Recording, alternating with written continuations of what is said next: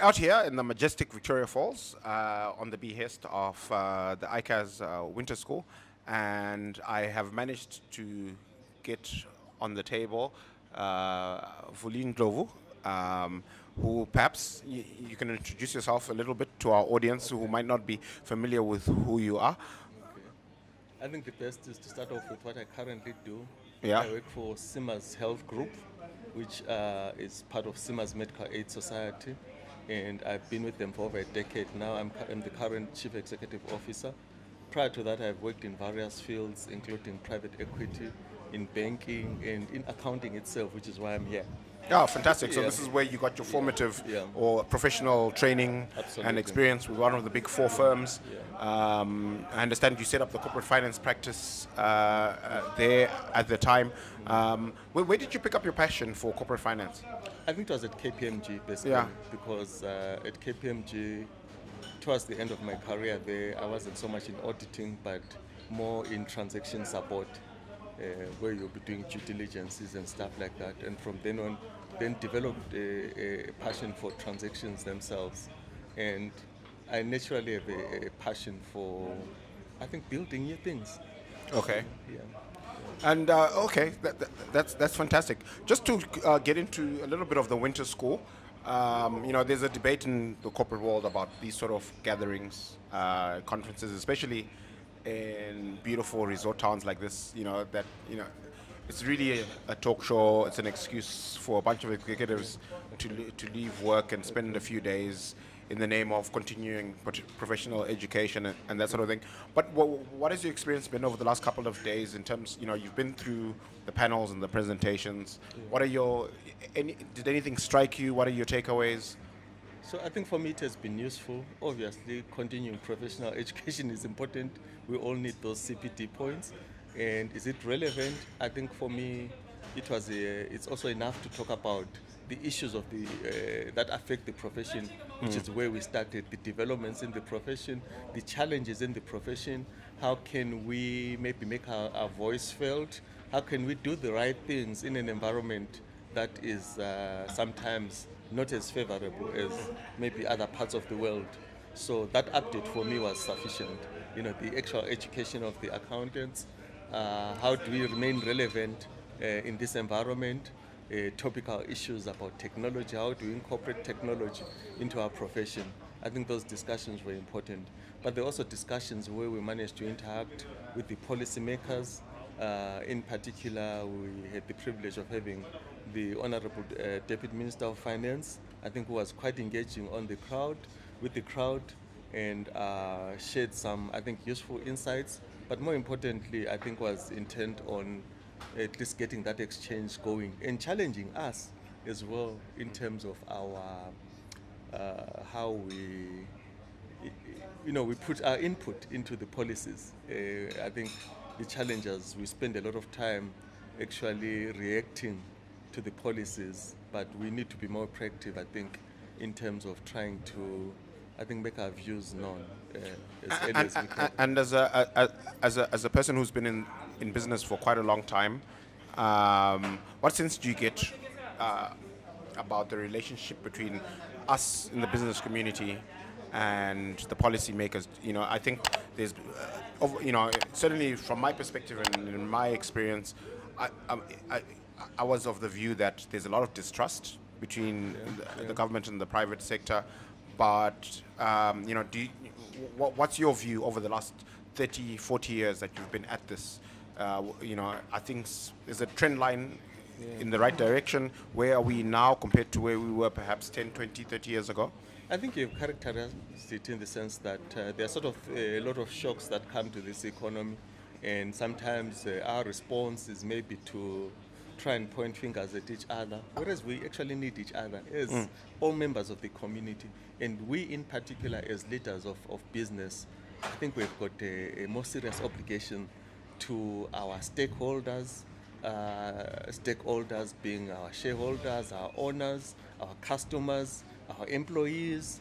And as we go up the ladders in the organization, there are a lot of younger people that look forward to us. And it's our responsibility to actually work to create an environment where their careers could thrive. And for me, the starting point is I can never give up on engagement. We need to engage much closer with the policymakers. I think we need to start having our voice maybe heard as well. But your voice cannot be heard if you're not saying If you're not it. in the room, if you're Yeah, not having, yeah, you know, yeah. well, We need wakura to. noti mwana singachemi, you know. We need to, using today's lingo, we need to find ourselves, our place at the table. You know, as business leaders, I think we owe it to our stakeholders. Yeah, look, I tend to agree with you, and I think that we're certainly trending in the right direction. I think that the cohort in government today is much more amenable to having a conversation with the private sector and accommodating our perspective. So I'm pretty bullish on that front. I think, you know, good things are going to come out of these kind of interactions. So I'm going to pivot and move, you know, fast forward to where you are today. It's a fascinating space. There's a lot of interesting things happening in healthcare and medical aid, medical insurance businesses. CIMAS is quite an interesting, it's one of the older medical aid societies. And you know, I think your biggest competitors at the moment in the private sector aren't actually organized as societies. They are insurance businesses. Yeah, so perhaps you can just unpack it for our audience. Okay. You know, how you as a medical aid society are perhaps different from some of your competitors in medical insurance. Okay. So in Zimbabwe, the medical aid industry is actually quite old. The first medical aid was formed in 1933. Okay. And it was the public service medical aid. And that was followed by CIMAS in 1945. So we're almost 80 years old. Wow. And mind you, this is ahead of many other places in the world, including South Africa, where, in fact, as much as they were formed in 1999, it was only in 1966 that they were better organized. You know? Okay. After CIMAS, I think, came MASCA a few years after that. So medical aid societies were what ruled. And then there were a lot of other ones that were closed funds, which means they were only catering for particular communities, not open to the public within the corporates. In the corporates that existed there, your Anglo-Americans, the bankers at some point had their own, and the farmers had their own, and so on and so forth. A lot of those commercial ones ended up being amalgamated into CIMAS. So it's been a very, I think, strong journey and a strong industry with a rich history. I think for me is that now you talk about insurance companies coming in, which the bulk of which came in, I think, in the last maybe 15 or so years. Obviously, they come from a background where the insurance companies with a profit motive, whereas the medical aid societies were mutual funds owned by the members. Yes, you thrive for a surplus, but a bit different. That's not your overriding raison d'etre. You're there to just, you know, provide a safety net for the members. You're not trying to make a bunch of money. Yes. Although in time it could change. You do need to generate a surplus, particularly for reinvestment and for growth. But one major difference you find is that in a medical aid, it's a common risk pool. So it's a social solidarity fund. There's no risk rating. In strict insurance, there is risk rating. So you're rated according to your risk, according to your age, and so on and so forth. Although that is converging now. But the insurance companies you mentioned that came in, they in fact did set up what is medical aid funds in essence. You know, I think there is some health insurance in the country, but very limited, mainly coming out of offshore health insurance companies. Okay. Yeah. And do you think so? Because globally, the medical aid model has tended to fall away, but you've remained relevant. You're one of the biggest providers of the service in Zimbabwe. Do you think it's a sustainable model? Do you think it's the ideal model, or perhaps it makes sense to revisit the reasoning behind it and evolve? I think the big thing for me in the Zimbabwean context is how many people are we covering? So far, we're covering too few people. You know, it's less than 10% of the population that is covered. And if you look at... also, between PISMAS, CIMAS, and everybody else, it's less than 10% of Zimbabweans who have medical cover. Yeah. Wow. And if you look at us, for example, we're very skewed towards people employed by companies, people in employment, which talks to maybe our history, because we started off as the Commercial and Industrial Medical Aid Society, Yep. started by business. But that is, it may be business models have changed, the way people work have changed. Some are now working as sole practitioners or individuals working from home, working in the formal sector. We now need to evolve to cover those people. And in my view, so far, I think we haven't done a great job on that. That is the challenge that faces us. And believe you me or not, we are. I think I'm trying to actually go quite that amazed that direction. the penetration is as low as 10%, because I am alive to the fact that there are these products at the very low end where it's $1 or $2 a month, and you can pay using the mobile money platforms, and they're not comprehensive. They cover the very basics. Treatment in government hospitals and clinics and that sort of thing, and I would have thought that the uptake of that would have been quite. So it's fairly new. A lot of the players going into that, and there are a few people getting into that, but it's fairly new. I think it does need some fine tuning for people to have confidence in it. For example, in the way people have taken up to funeral insurance. Yes. Yeah. Yep. We need to get to that stage where people are Pioneered willing to by take that risk. Yes. Nyati. Yes, yes. People actually willing to invest in their health. You know, I think it does affect us in the long run as a country, in that maybe we're not investing as much in our health as we should. Sometimes it's for want of means. Sure. But as people go into the informal sector, people are starting to. They do have models where they survive, and even sometimes you find they buy properties, they buy those policies. We, on the other hand, as players, have got to also find more affordable ways of delivering that help. There's a light at the end of the tunnel, though, because government has announced national health insurance, and with government coming into that play, for me, I think it will just raise that awareness that in some way we all have to save for our health. You say that, but the biggest medical aid provider in the country is government owned, and they don't have a great reputation. And I think one of the reasons why a lot of people are reticent to spend on medical aid is, there is this perception, and I don't know to what extent it's actually speaks to the reality on the ground, that you are being ripped off. You make these monthly payments, and on the day that you really need them and you're unwell, and you present at a doctor's office or in a clinic or hospital, you're told, well, actually, your medical aid only covers this much. Everything else you need to pay out of pocket. It's a shortfall. And I know a lot of people who've been incredibly frustrated by such experiences, to the point that they say, you know what, I'm just better off self-insuring. I'll keep some savings, under my mattress, and if I have the need, I will look to those savings to look after me on a rainy day. But I don't trust the service providers in the medical aid space. So maybe you can speak to that. Is this perception accurate? Are people well informed about the value proposition of medical aid and medical insurance? Yeah, I think there is reason to be skeptical, because there's been a history where there have been episodes of I think behaviors that were not expected, that are not confidence building. Because at the end of the day, what are we doing? We're building a fund to pay for our health, all of us as a group, for example, for members of CIMAS.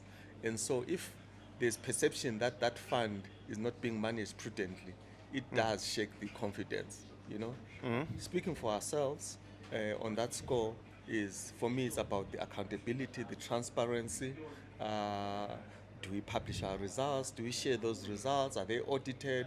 Does it show what we're actually paying for claims? I can tell you, if you look at us in the last 10 years, you'll see that we're paying close to sometimes 85%, 90% per of annum your receipts from the dollar we collect. Yeah, and currently at the moment it's even quite heated. post this current movement into the US dollar. There's really pressure on claims.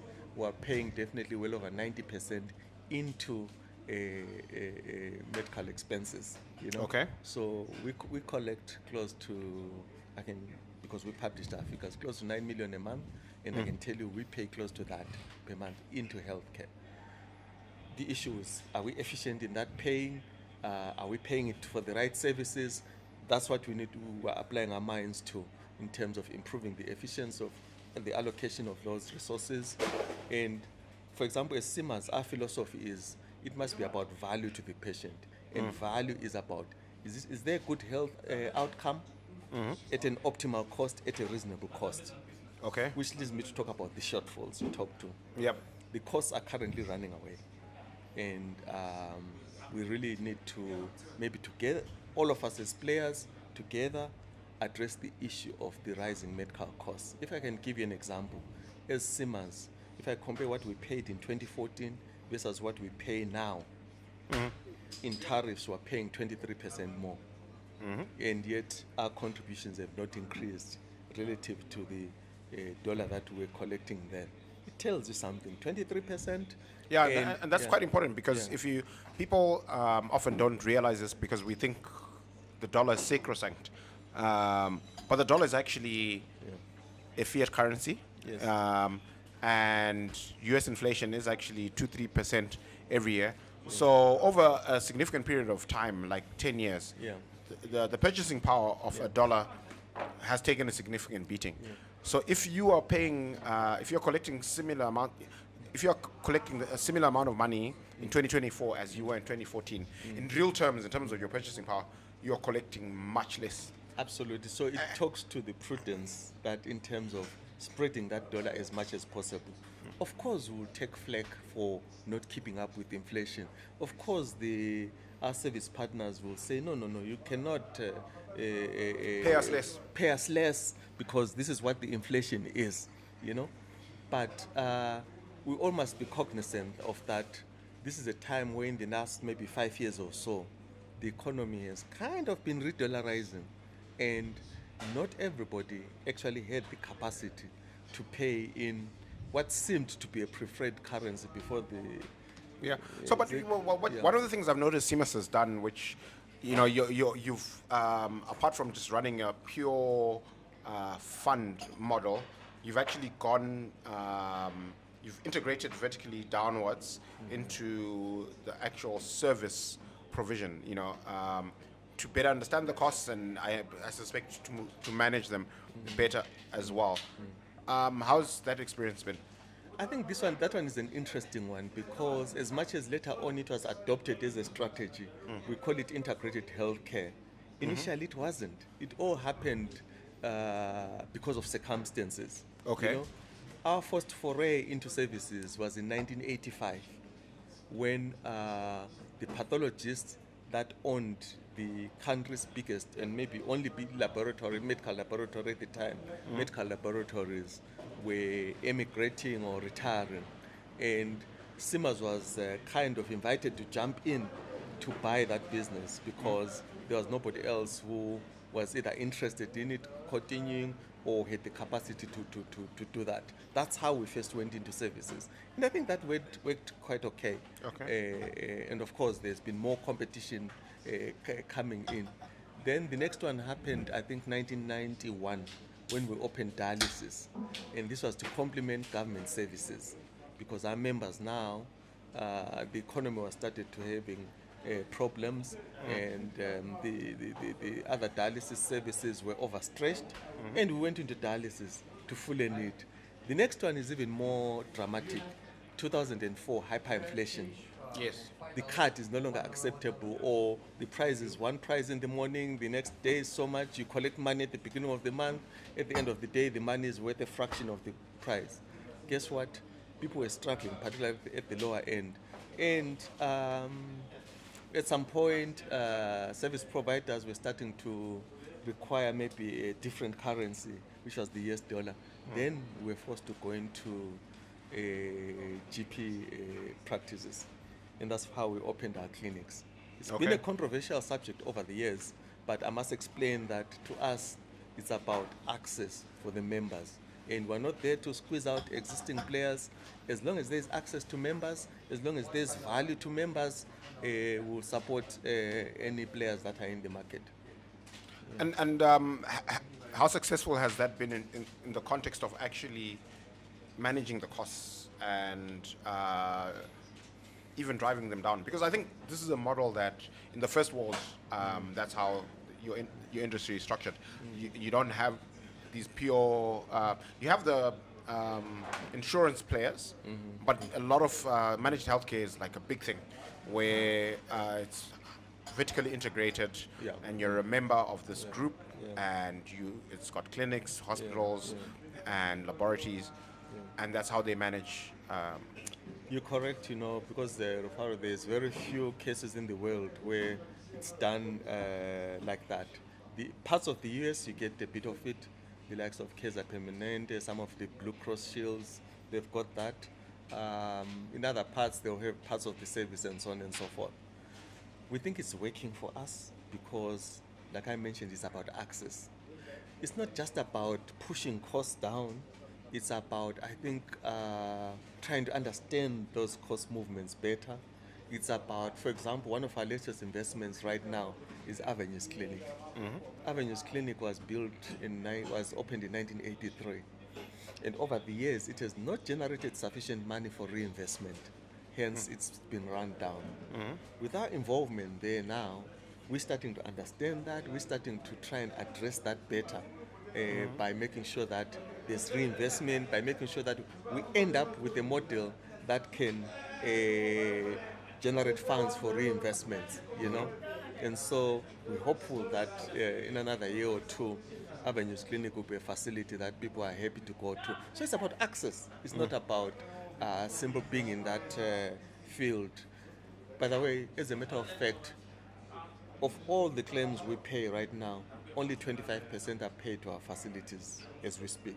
Okay, so your members still have access to the rest of the medical service providers in the market. But I must say, in terms of our strategic thrust, it will increase over the years. But as you sit right now, we're at 25%. And where would you put us as a country in terms of the quality and cost of medical treatment? Because globally, there is medical tourism is a phenomenon, and India is probably one of the biggest destinations where it's just so much cheaper than other places in the West to get certain procedures done and certain treatments done. But South Africa, closer to home, is also pulls in some medical tourists from the West, and I know for a fact that in terms of people who emigrate from Zimbabwe to work in the diaspora, the medical fraternity is actually a big part of that. You've got lots of nurses and medical professionals who emigrate to work in the UK and other parts of the world. Is there not a significant opportunity for us to build, to make Zimbabwe a destination for medical tourists? Because we produce the professionals, access to our requirements, it seems, because so many of them leave. Is there not an opportunity to build that business? And to the extent that the opportunity is there, why hasn't it been built? So I think it's a huge opportunity for a number of ways, and some of them you have mentioned. In terms of a skills base, Zimbabwe's medical school, the first medical school, which is the College of Health Sciences in Harare, is a school that's been there for decades. I don't know how old, maybe 50 decades or whatever. And producing high caliber clinicians. Our nursing schools producing high caliber clinicians. And a couple of years ago, 2 decades or so, employed a dental school, high caliber dentists. And we see also Zimbabweans going to specializing in Zimbabwe, but specializing also outside and coming back. Lots of super specialties coming in. That's our greatest strength, is the people, the skills, skills that are we there. have in medical services. We just need to be organized a little bit better, you know. Particularly the thing I mentioned about value-based care, focusing on the outcomes, good health outcomes, organizing our healthcare around conditions. You know, if you go to even South Africa, you'll find a hospital that's well known uh, for cancer, oncology, even particular oncology, that's specialization. Or you find a hospital that's dealing with cardio issues, and that's where the specialists are, that's where the expertise is found. I think it's that kind of a thought process we need to go into, where we start organizing ourselves around those conditions. Right now, I think we're still, I think, needing a bit more, I think, disparate, yeah. For example, the model that we use, you go into a hospital, the experts are in different locations, and at the end of the day, Or you present yourself at the hospital and they call the specialist, yeah, and you wait yeah, for hours yeah, before they pitch yeah, up. Yeah. So we really need to reorganize ourselves. That's for me and maybe that's what the opportunity we have at Avenues. And the other thing that's good is there's more hospitals coming up in our towns, all towns basically. And hopefully we'll start taking that specialization and start focusing on better health outcomes, you know. So when you look at your model, do you have you because a lot of mutual societies, you know, Old Mutual and First Mutual being the most high-profile, prominent ones, demutualized. You know, they went for a model where it was owned and controlled by members to being a private or for-profit, explicitly for-profit, shareholder-owned institution. And you know, you guys are still a society. Is that model sustainable? Does it make sense for the next 5-10 years for you as CIMAS to be a member-owned, fund, or will you be able to achieve much more if you privatize, list, raise a bunch of capital? Okay. So, Rufaro, allow me to go back to the last question that you asked. Yeah. Because I think there's something that's important. You asked in terms of how competitive are we? Can we have medical tourism here? A lot of it's about the reputation that we built over the years. Our success will build on success, and so on and so forth. But we also need to start addressing the issues of the costs as well. We are starting to be a high-cost destination where some things are cheaper in South Africa than here. So we need to have honest conversations about those kind of things. I'll tell you, for example, it costs, we find, to our shock, it costs more than 3 times to deliver a baby today than it did 10 years ago. Wow. You know? So it's those things that we need to look at. How are we doing it, and so on and so forth.